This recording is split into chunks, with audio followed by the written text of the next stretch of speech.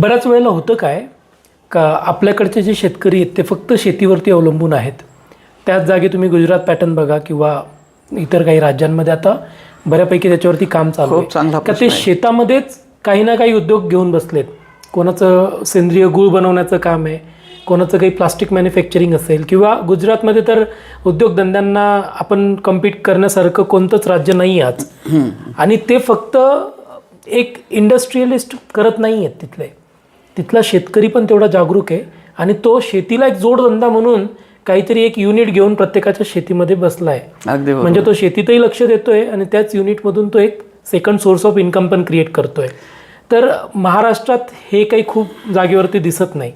खूप प्रगतिशील शेतकरी असेल किंवा खूप कमी असे शेतकरी आहेत का ज्यांचं शेतीमध्ये काहीतरी एक सेकंडरी ऑप्शन म्हणून एक इन्कम सोर्स चालू आहे. तर याच्यावरती आपल्या महाराष्ट्रातल्या